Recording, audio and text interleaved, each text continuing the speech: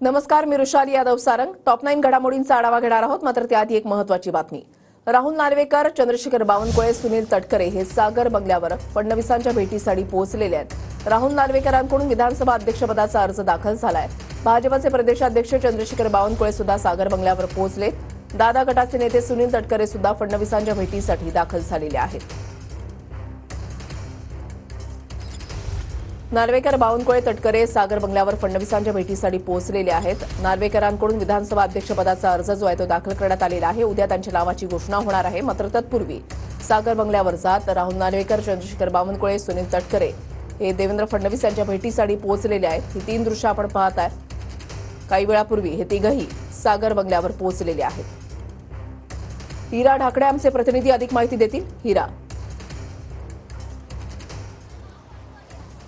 नक्कीच रुशाली, सागर बंगल्यावरती घडामोडींना वेग आलाय. थोड्याच वेळापूर्वी चंद्रशेखर बावनकुळे असतील, त्यासोबतच सुनील तटकरे, त्यासोबत विधानसभेचे नार्वेकर हे सुद्धा आलेले आहेत. नार्वेकरांनी अर्ज भरल्यानंतर हे संपूर्ण भेटीसाठी आलेले आहेत. कदाचित विरोधी पक्ष नेता द्यावा की द्यावा या विषयावरती चर्चा होऊ शकते. यासाठीच या तिघं या ठिकाणी भेटीला आल्याचं समजतंय.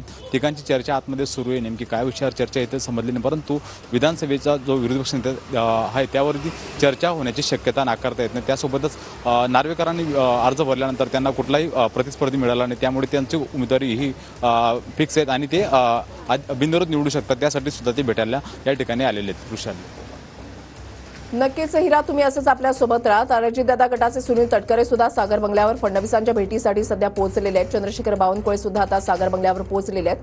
पुन्हा एकदा जाऊया, ते हिरा आमचे प्रतिनिधी आमच्या सोबत आहेत. ते हिरा, जसं आपण पाहतोय हे तिघं सुद्धा पोहोचलेले आहेत, बावनकुळे, तटकरे आणि राहुल नार्वेकर. तर नेमकं भेटीमागचं कारण काय कळतंय?